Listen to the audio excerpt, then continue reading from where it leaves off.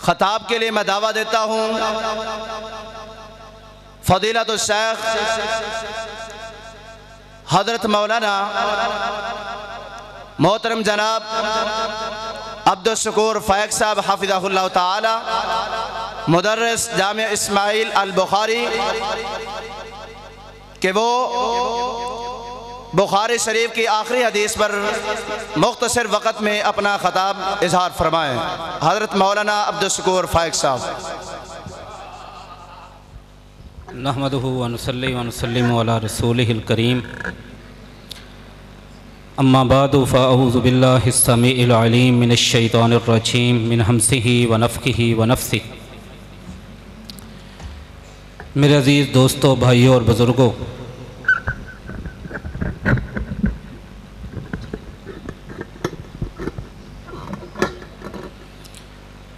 سننے والی قابل احترام میری دینی اسلامی روحانی ماؤں اور بہنوں، صحیح البخاری کی آخری حدیث پر اس طالب علم کے ذمے گزارشات کا عنوان لگا ہے۔ بات وقت کی نہیں ہوتی، بات توجہ سے سننے کی ہوتی ہے۔ چند لمحوں میں بھی اگر کچھ الفاظ توجہ سے سن لیے جائیں اور ان پر ہم سب عمل پیرا ہو جائیں، وہ ہماری نجات کے لیے کافی اور شافی ہیں۔ صحیح بخاری کی آخری حدیث کو امام بخاری رحمۃ اللہ علیہ بیان کرتے ہیں، حدثنی احمد بن اشقاب، مجھے یہ حدیث احمد بن اشقاب نے بیان کی۔ یہ حدیث انہوں نے محمد بن فضیل سے سنی، انہوں نے یہ حدیث عمارہ بن قعقاع سے سنی، انہوں نے یہ حدیث ابو زرعہ سے روایت کی، اور سیدنا ابو زرعہ رحمہ اللہ تعالی نے یہ حدیث سیدنا ابو ہریرہ رضی اللہ تعالی عنہ سے بیان کی۔ ابو ہریرہ رضی اللہ تعالی عنہ فرماتے ہیں، رحمت دو عالم محمد عربی صلی اللہ علیہ وآلہ وسلم نے ارشاد فرمایا، کلمتان حبیبتان الی الرحمن خفیفتان علی اللسان ثقیلتان فی المیزان سبحان اللہ وبحمدہ سبحان اللہ العظیم، او کما قال النبی صلی اللہ علیہ وآلہ وسلم۔ حدیث کا مفہوم اور ترجمہ ہے، دو کلمے یعنی بندے کے دو بول ایسے ہیں، یہاں پہ کلمہ بول کے معنی میں ہے، جو دو بول میرے اللہ کے ہاں پسندیدہ ہیں، فعیل مفعول کے معنی میں، اور وہ یہ دونوں بول زبان سے ادا کرنے میں بندہ بڑا آسان اور آسانی کے ساتھ ادا کر لیتا ہے۔ تیسری صفت بیان فرمائی، قیامت والے دن جب اعمال کا، نیکیوں کا وزن ہوگا، اس میں ان دونوں کلمہ کا، بول کا وزن بہت زیادہ ہوگا۔ آخر میں اتنی صفتیں بیان کرنے کے بعد فرمایا، یہ دو بول سبحان اللہ وبحمدہ سبحان اللہ العظیم ہے۔ امام بخاری رحمۃ اللہ علیہ اور رسول اللہ صلی اللہ علیہ وآلہ وسلم ان دونوں کے درمیان اس حدیث کو بیان کرنے کے اندر 5 راوی، 5 بندے موجود ہیں۔ ایسی حدیث کو خماسی کہا جاتا ہے۔ سب سے کم لوگ امام بخاری اور محمد رسول اللہ صلی اللہ علیہ وسلم کے درمیان جن حدیثوں میں آئے ہیں، وہ صحیح بخاری کے اندر 22 حدیثیں ہیں۔ جو ثلاثی ہیں ان بندوں کی تعداد 3 ہے، اور ثلاثی حدیث یعنی 3 بندے ہوں محدث اور رسول اللہ کے درمیان۔ صحیح مسلم میں ایسی کوئی حدیث نہیں، سنن ابی داود میں ایسی کوئی حدیث نہیں، سنن نسائی کے اندر ایسی کوئی حدیث نہیں، جامع ترمذی اور سنن ابن ماجہ کے اندر ایک حدیث ہے، لیکن ان کی سند میں بھی کمزوری ہے۔ 5 بندوں کے واسطے سے امام بخاری نے اس حدیث کو روایت کیا۔ اور دوسری اہم ترین بات آخری حدیث کے حوالے سے امام بخاری رحمۃ اللہ علیہ کا انداز اور سٹائل ہے، جب بھی یہ حدیث لے کر آتے ہیں اس حدیث کے اوپر ایک عنوان، ایک باب ہوتا ہے۔ امام بخاری رحمۃ اللہ علیہ کے باب کے بارے میں یہ نقطہ بڑا ہی یاد رکھنے والا ہے، جو میں نے طالب علم کی حیثیت سے علماء سے سنا، پڑھا، سیکھا۔ امام بخاری رحمۃ اللہ علیہ کے ہر باب کے اندر کسی نہ کسی باطل فرقے کا، باطل نظریے کا رد ہوتا ہے۔ 2 نمبر فرقہ، 2 نمبر نظریہ، اس کا رد موجود ہوتا ہے۔ اس حدیث کے اوپر امام بخاری رحمۃ اللہ علیہ نے باب قرآن مجید کی آیت کو بنایا، سورۃ انبیاء کی آیت نمبر 47 کو، وَنَازَعُ الْمَوَازِينَ الْقِسْطَ، کہ ہم قیامت والے دن لوگوں کے اعمال نامے کو تولنے کے لیے انصاف والے ترازو قائم کریں گے۔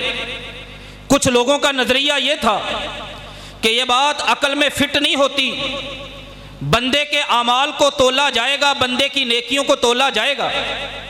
امام بخاری رحمۃ اللہ علیہ نے اوپر قرآن کی آیت، نیچے حدیث رسول لا کے ان لوگوں کا رد کیا اور بتایا کہ بندے کے اعمال کا وزن ہوگا۔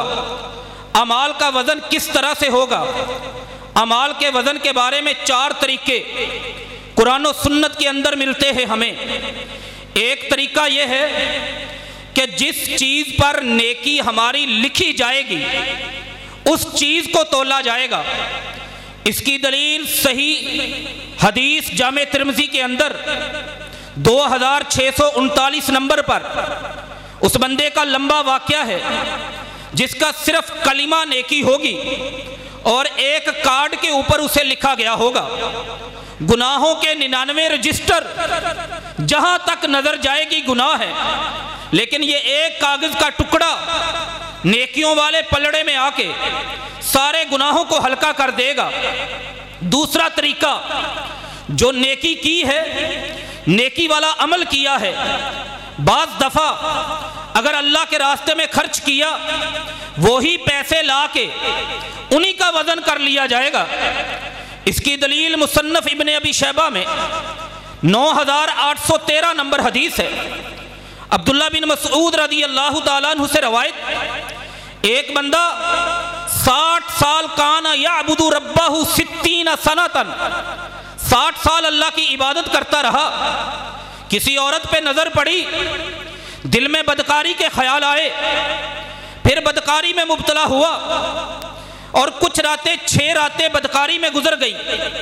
جب اللہ کا خوف پیدا ہوا، وہاں سے بھاگا، ایک عبادت خانے میں چلا گیا، زارو کتار رونا شروع کر دیا۔ 3 دن روتے روتے گزر گئے۔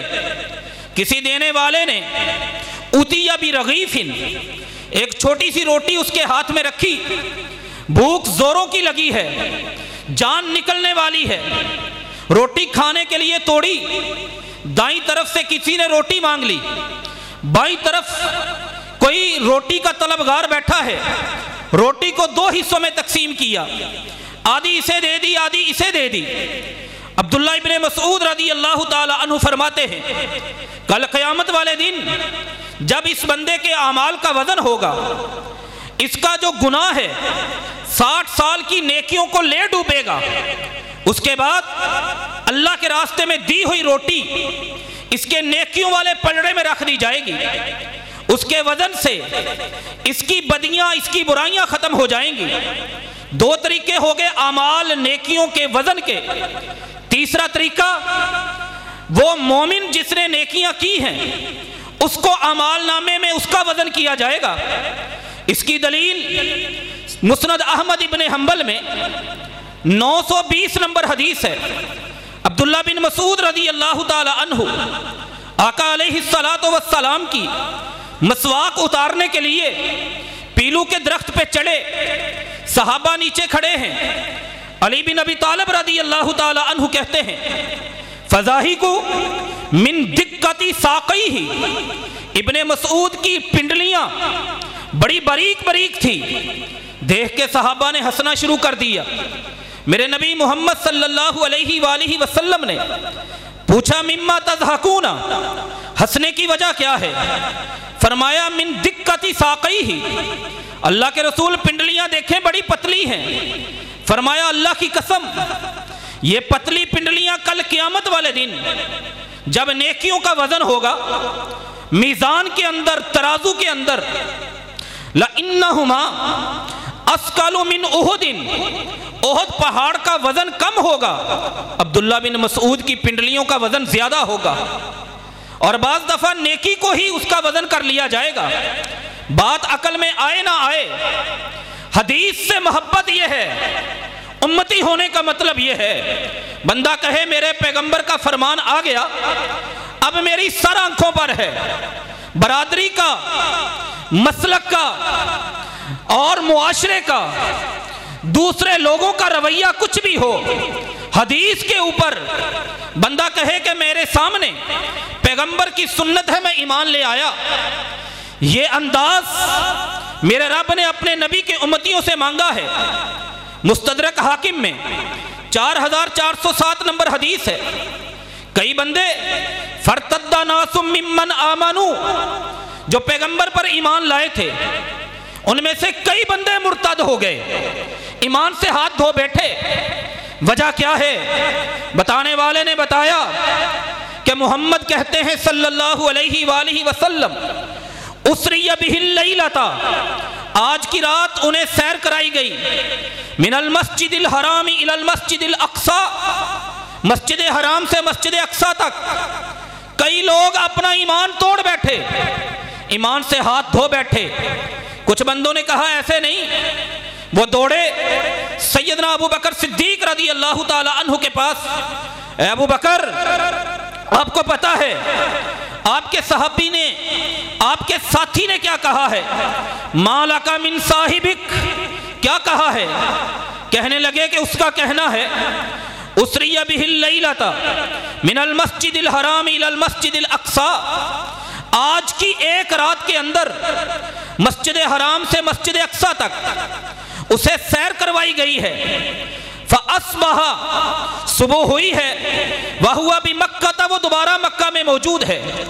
کہا اَوَ قَالَ ذَلِكَ، کیا واقعہ ہی محمد نے کہا ہے صلی اللہ علیہ وآلہ وسلم؟ کہا ہاں۔ کہنے لگے اگر محمد نے کہا ہے لَأُصَدِّقُهُ، میں تصدیق کرتا ہوں، میں اس کو سچ مانتا ہوں۔ ابو بکر یہ کیسے کہہ رہے ہو؟ رضی اللہ تعالیٰ عنہ کہا یہی میرا ایمان ہے۔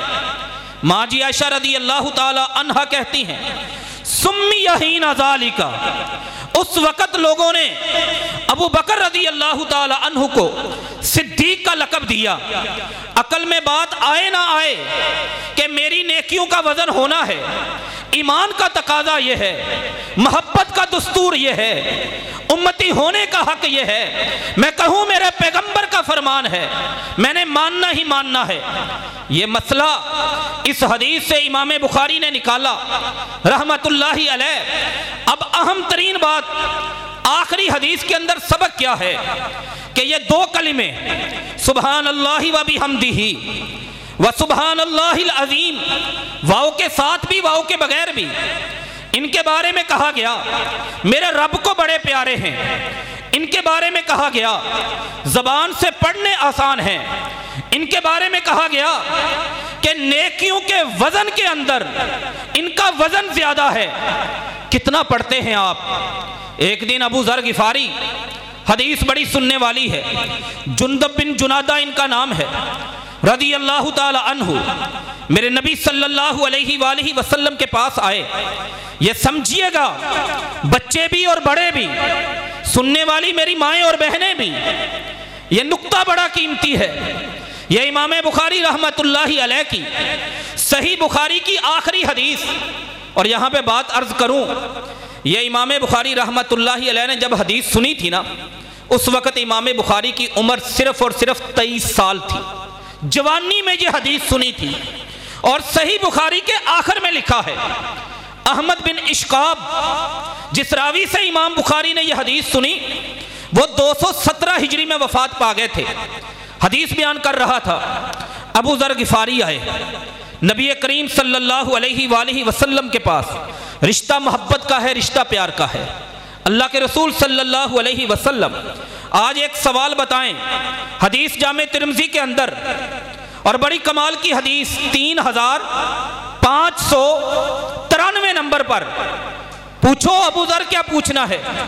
فرمایا ما احب الکلام الی اللہ تعالی، اللہ کے نبی صلی اللہ علیہ وسلم جو کچھ بندہ زبان سے پڑھتا ہے، جو کچھ زبان سے بولتا ہے، ان تمام باتوں میں سے سب سے پیاری بات میرے اللہ کو کون سی لگتی ہے؟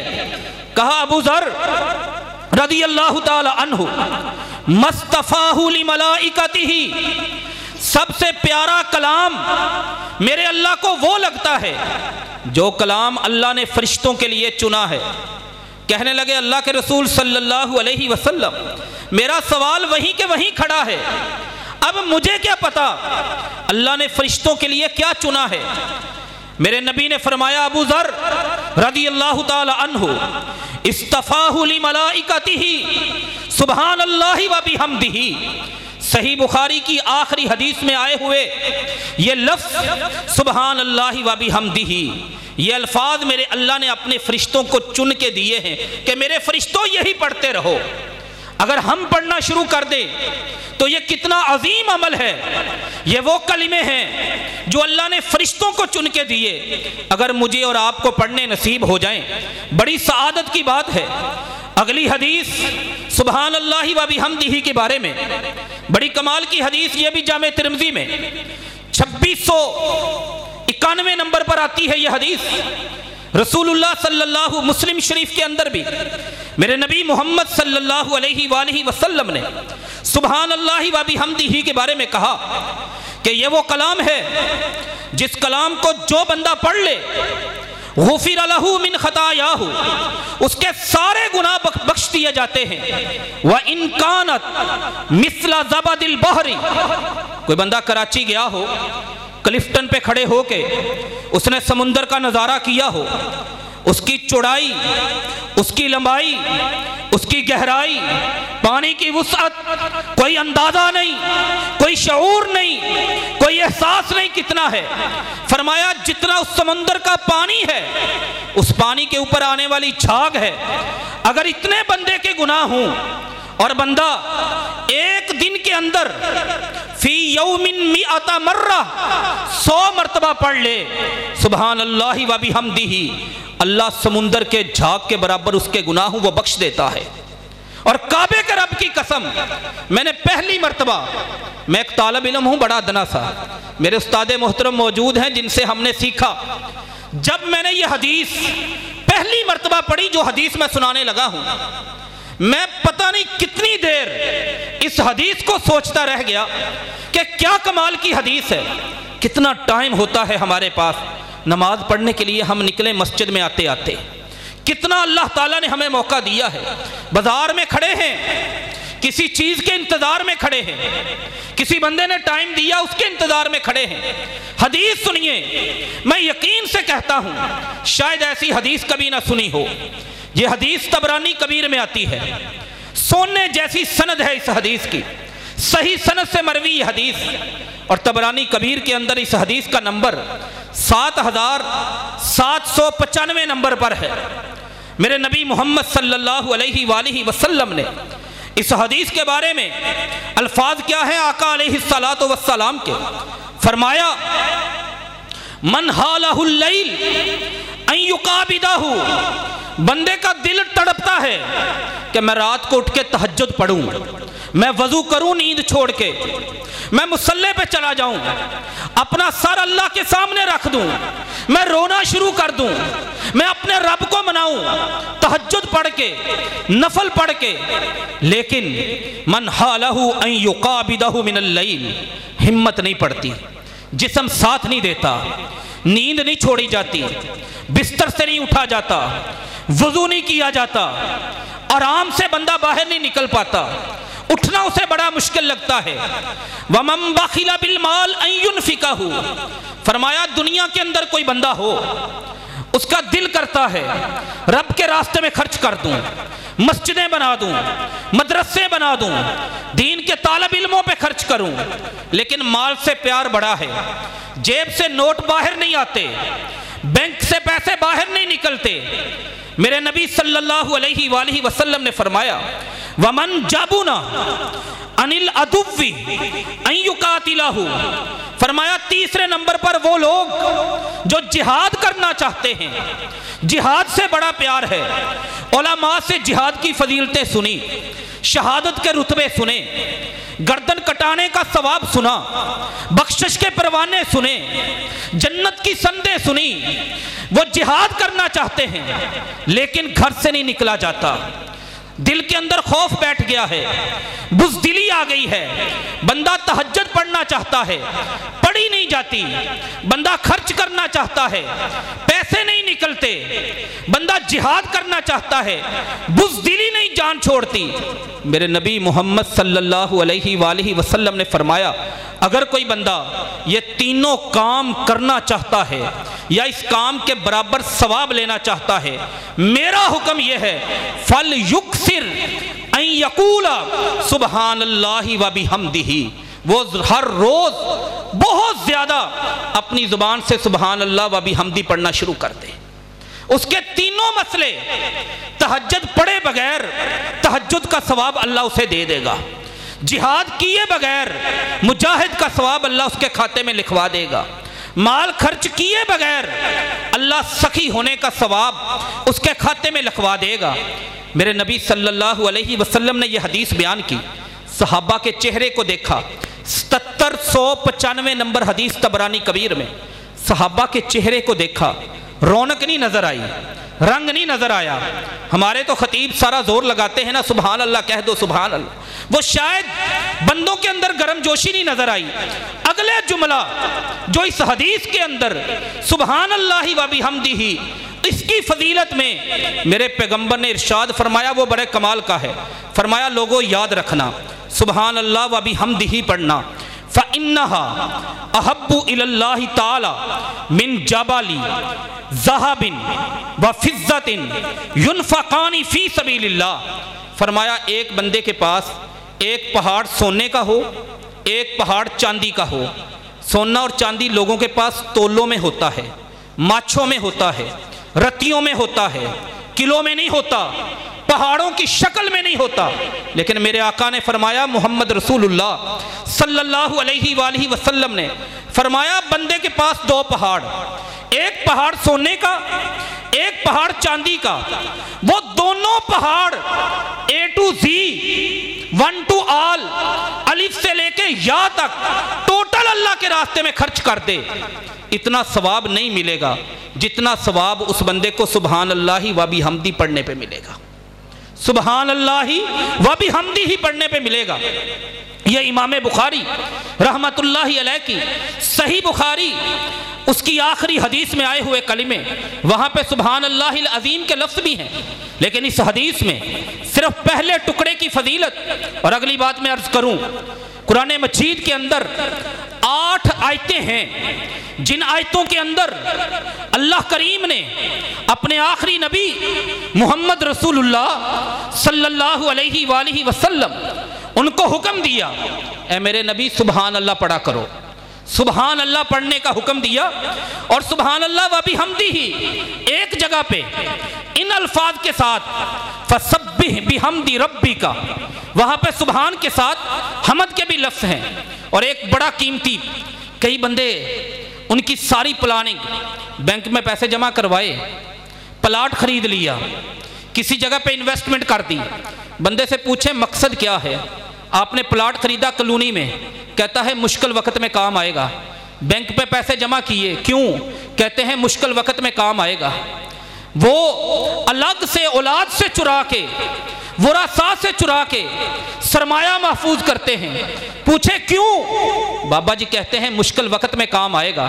مشکل وقت میں کام آنے والی ایک قیمتی ترین چیز جو کعبے والے رب کی قسم ہے، ہر حال میں آپ کے مشکل میں کام آئے گی۔ اگر کوئی طالب علم بیٹھا ہے وہ بھی یہ نسخہ سن لے، اس کے امتحان آنے والے ہیں 9ویں 10ویں کے، آج سے اس پہ عمل شروع کر دے، اللہ اسے کامیابی عطا فرمائے گا۔ میرا کوئی کاروباری بھائی بیٹھا ہے، وہ بھی اس پہ عمل شروع کر دے، اللہ اس کے لیے بھی آسانی، مشکل وقت آسان کر دے گا۔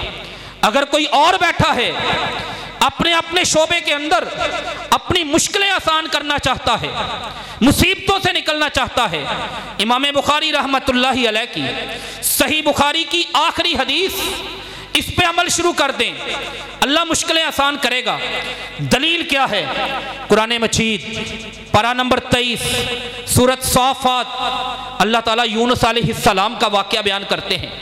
اللہ فرماتے ہیں فَالْتَقَمَهُ الْحُوتُ وَهُوَ مُلِيمٌ، آگے بیان فرمایا فَلَوْلَا أَنَّهُ كَانَ مِنَ الْمُسَبِّحِينَ، میرا پیغمبر یونس علیہ السلام اگر اس کی عادت سبحان اللہ پڑھنے کی نہ ہوتی، یونس علیہ السلام کہاں پہ ہیں؟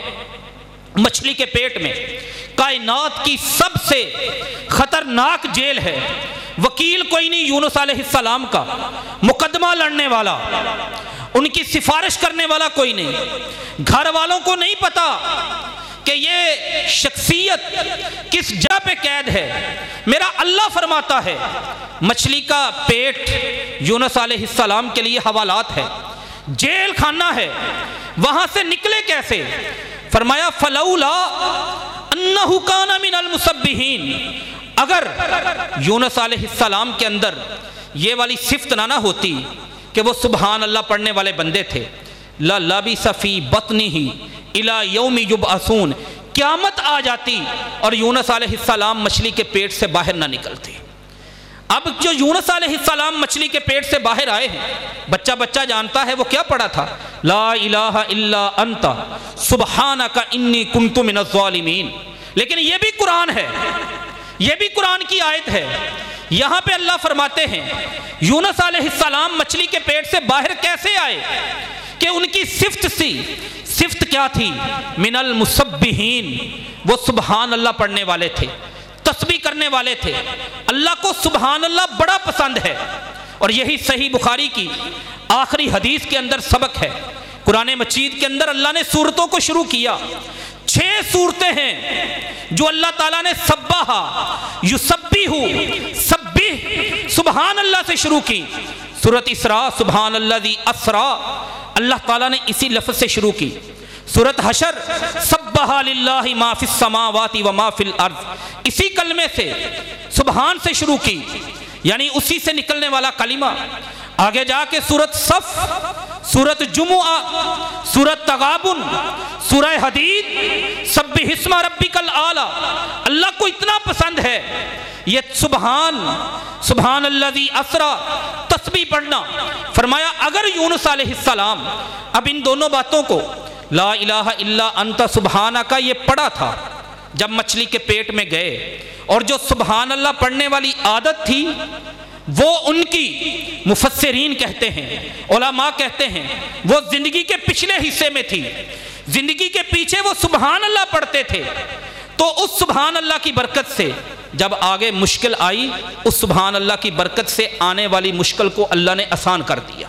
امام قرطبی نے لکھا رحمت اللہ علیہ نے، جس بندے کی عادت ہو سبحان اللہ پڑھنا، سبحان اللہ و بحمدہ پڑھنا، اس کی زندگی میں مشکل آئے گی، اللہ اس کی مشکل کو آسان کر دیں گے۔ یہ 5 چیزیں میں نے عرض کی۔ آخری حدیث جو صحیح بخاری کی ہے اس کے حوالے سے سب سے پہلی چیز کہ اس حدیث کے اندر امام بخاری اور رسول اللہ صلی اللہ علیہ وآلہ وسلم ان کے درمیان 5 بندے ہیں۔ یہ خماسی حدیث ہے اور صحیح بخاری کی سب سے لمبی سند، اس کے اندر امام بخاری اور اللہ کے رسول صلی اللہ علیہ وسلم ان کے درمیان 9 بندے آتے ہیں۔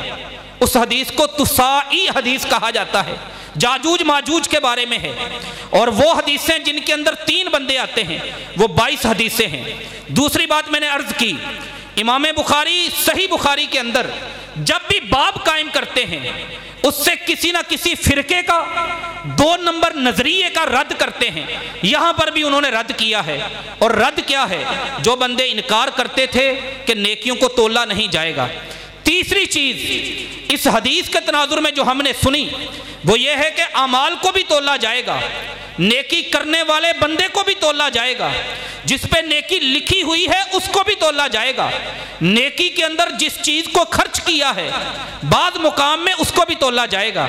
اگلی بات جو عرض کی وہ یہ کہ حدیث کا احترام عقل میں آئے یا نہ آئے، کوئی ماننے نہ ماننے، حدیث آ جائے مان لینا یہ امتی ہونے کا شیوا ہے، یہ اس کی عادت ہے۔ اور آخری بات جو میں نے عرض کی اس حوالے سے، حدیث کے اندر جو مضمون ہے سبحان اللہ و بحمدہ، اس کو اپنے عمل کی زینت بنا لیں، سفر کرتے ہوئے، فارغ بیٹھے ہوئے۔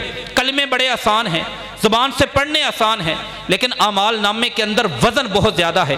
بالخصوص وہ حدیث طبرانی کبیر کی یاد رکھیں، شاید سونے کا پہاڑ آپ میں کوئی بندہ بھی نہ زندگی میں حاصل کر پائے، لیکن اگر اس کے صدقے کا اجر لینا چاہتے ہیں سبحان اللہ و بحمدہ پڑھنا شروع کر دیں۔ اللہ سے دعا ہے جو کچھ ہم نے سنا ہے میرا پروردگار کائنات ہم سب کو اس پر عمل کرنے کی توفیق عطا فرمائے۔ وما علینا الا البلاغ المبین۔